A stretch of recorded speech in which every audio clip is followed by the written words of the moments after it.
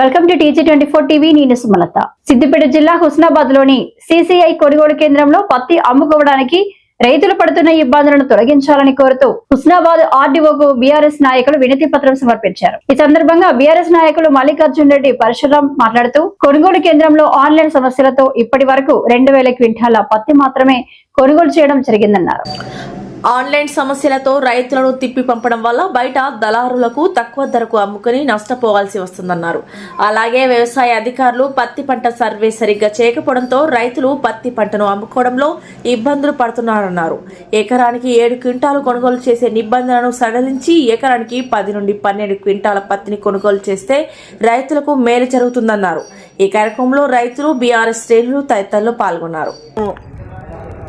CCI వాళ్ళు అనేక కొనుగోలు పెట్టడం వల్ల పత్తి రైతులు అమ్ముకోవడం కోసం బాగా ఇబ్బందులు జరుగుతున్నాయి. కాబట్టి ఈ రోజున BRS పార్టీ ఆధ్వర్యంలో హుస్నాబాద్ RDO గారికి వినతి పత్రం ఇవ్వడం జరిగింది.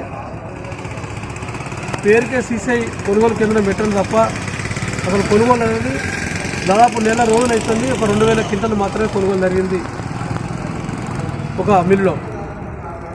అదేవిధంగా ఆన్లైన్ లేదని చెప్పేసి రైతులను తిప్పిపంపడం వల్ల వాళ్ళ అవసరాల కోసం ప్రైవేటు వ్యాపారుల దగ్గర పోవడం వల్ల తక్కువ ధరకు పెట్టడం జరిగింది.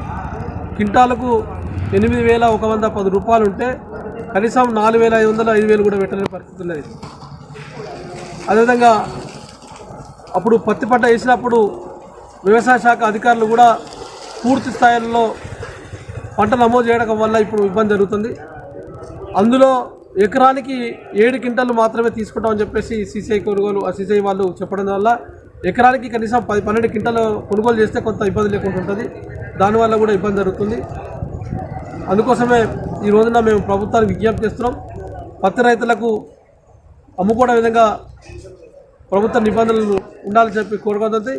గతంలో కూడా ప్రభుత్వం CCI వాళ్ళు CCIకి ఆదేశించినా కూడా CCI వాళ్ళు తక్కువ మొత్తంలో కొనుగోలు చేసి రైతులకు కూడా పూర్తిగా నష్టం జరిగింది. కాబట్టి ఏదైతే ఈ ప్రభుత్వ కొనుగోళ్ల ద్వారా అమ్ముకుంటే న్యాయం జరుగుతుందని చెప్పిన కాబట్టి అదేవిధంగా రైతులకు కూడా అమ్ముకునే విధంగా ఏర్పాటు చేయాలని చెప్పే సందర్భంగా ప్రభుత్వానికి విజ్ఞప్తి చేస్తున్నాం.